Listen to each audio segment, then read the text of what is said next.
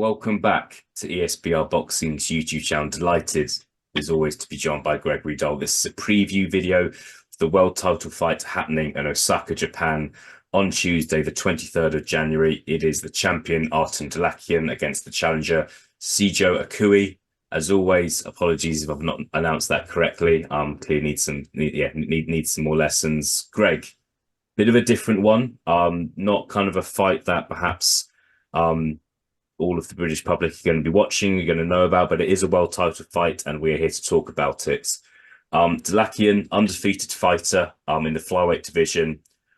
We saw him against David Jimenez actually exactly a year ago, which was his last fight on the undercard of Artur Beterbiev versus Anthony Yarde. So we know a little bit about him. Thoughts on him as a fighter, undefeated, decent punching record for a flyweight. And yeah, we kind of saw him in this country last year. Thoughts on him in that fight, Greg? Yeah, he's quite an exciting little man. Elliot, I remember watching the fight against Jimenez. You shocked me there when you said it was a year ago. It's a quick year, man. Since we've seen Yarde Beterbiev. I think it was a fight that he was supposed to, I wouldn't say win comfortably, but he was supposed to win and maybe look relatively good doing it. And Jimenez had other ideas, and he was as tough as old boots. So it was a bit of a back and forth contest, and I think a lot of people they thought it could have went either way at the end. From memory, I think I had Dalakian just nicking it, but he's an aggressive fighter when he needs to be. He's very determined. Just one thing I think he could tighten up on is just bits and parts of his technique. It can be a little bit reckless, but he's an exciting fighter to watch. Yeah, no, I think look, that undercard fight, I think it was a great undercard fight for hardcore fans like yourself. For casual fans who hadn't heard of either fighter, not so much. But it was definitely kind of look, it was a very competitive fight, a very close fight, and a fight to a high level as well. Just going to talk about the obviously his opponent as well, the challenger.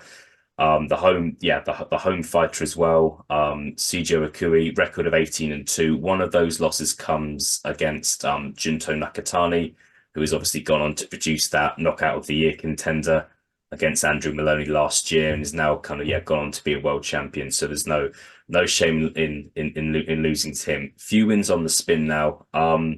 We were having a brief discussion about betting odds, as we do before that, and he is the slight favourite with the betting provider we were looking at. So again, kind of makes this kind of even more one to look forward to because the bookies can't really split them. But Akui is a slight favourite. Thoughts on this fight happening in Japan, Greg? Happening in Osaka, so not Tokyo, where a lot of the New Age fights have taken place. But just talk me through, like, you've obviously watched the New Age fights, as have I, as have a lot of people. Do you think Japan holds that sort of daunting atmosphere for someone like Dalakian? Do you think that it's going to hold her home advantage for Akui? Just thoughts on the location of the fight there. Yeah, I have to say, Elliot, I think it's a very, very big factor, and that's not me saying something negative about Akui or anything. Japan is a very unorthodox environment. It's a very chilled, calm atmosphere, but when their fighter starts to get on top, everyone comes to life very quickly, and then they go back down again. It's a strange but very unique. Unique is the best word that I'm looking for. Atmosphere, and I think if you have to go there, I mean, I'll go back. I remember Rendell Monroe traveling to Japan, and I remember I managed to I was in work that day and I managed to turn it on, and that was the first time I'd ever seen the Japanese atmosphere at a boxing fight. And I just remember thinking, it's quite intimidating. These people are really chilled out but love their boxing, and that's kind of serial killer vibes, isn't it? People who are like that. So yeah, I think the venue will go in Akui's favour. I don't read too much into his record, like you said with Nakatani. Nakatani's number one in the world in a lot or most people's eyes, so there's no disgrace in that defeat.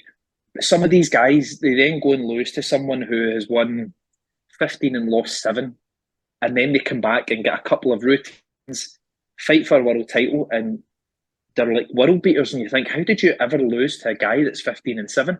So the lighter weights, we don't read into that a lot, Elliot. And I think going by Japan, the way your standard Japanese fighters fight, it can't help but be an exciting fight. Yeah. No, I think so. I think it always looks a bit different on TV when it's a New fight. It's a different sort of atmosphere to kind of how it is in the UK with I think there's possibly a lot less alcohol involved in Japan. There's kind of maybe I probably probably don't play Sweet Caroline before the main event, so it's very different. But it's the culture's a really interesting thing. Another kind of side thing is that in Japan, I feel like a lot of Inoue's fights, they're in midweek. This is on a Tuesday. Obviously, Inoue's last fight was on Boxing Day as well. I'm not saying that's like an additional factor here and there. It just makes something a little bit, it's just something a bit different to kind of 10:30 on Saturday night, which is what we get in this country. And I feel like Matchroom are supposed to be holding an event in Japan in a couple of months' time, like a prize fight sort of event. So boxing in Japan, I think we could see growing popularity in this country. So fighters like Akui, fighters that you might see on the Inoue undercards, you might be seeing more of them in 2024. Yeah. Final thing I'll just touch on, Greg. Fights at flyweight. I think Dalakian, he's a world champion, and he is seen as kind of a genuine top two, top three flyweight in the world, possibly number three under Sonny Edwards and Jesse Bam Bam Rodriguez after their fight last month. Rodriguez, I think it's unclear what he's doing next. I think the expectation is he could move up in weight. Sonny Edwards has said he'd like to come back in June, July time. Thoughts on the winner of this fight fighting Sonny Edwards June, July time? Could be in UK, could be in Japan, could be in Saudi Arabia. We don't know. But yeah, does it interest you, Sonny Edwards, kind of getting back into that world title flyweight mix right away? And do you think he could face the winner of this fight happening on Tuesday? Yeah, it really does interest me. I think some fighters, they can dwell on a loss for too long, Elliot, and I get that it was a hard fight that Sonny had with Bam Rodriguez. But what I would say, and this isn't a criticism to Akui or Dalakian, Sonny Edwards fought an A-plus fighter. I think we briefly spoke about this kind of thing in the chat last night, but he fought an A-plus fighter, and guys like Dalakian are maybe a B negative fighter, a C. With the greatest respect, they're very, very good. Sonny Edwards somewhere in between there. And I think aside from Bam Rodriguez, I think Sonny Edwards could clear up that lightweight division. I truly do. I think it's an exciting division. But Sonny Edwards is an absolute nightmare for most fighters. You need to be an elite level to know how to nullify Sonny Edwards, and I just think that he's got the beating of the rest of these guys if he stays active and fights the right fight. Yeah, no, we'll see. Look, I think I will be I'll have a look on Sonny Edwards' Twitter page on Tuesday afternoon. I'm sure he'll be making some sort of comment on the fight. And we'll see. Look, I would personally, I think Sonny Edwards, he wants the big fights. He's mentioned Chocolatito. Understand that. But at the same time, look, I would love to see him fight the winner. I think the timing works quite well as well. If he wants to come back June, July time, the winner of this fight could be ready in time for that. So we'll see. We'll see. There's nice to have a bit of British interest there as well. Greg, thank you for joining me.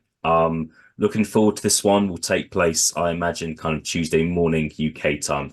But yeah, more world title action to look forward to. Greg, thank you very much for your time, and I will speak to you again soon.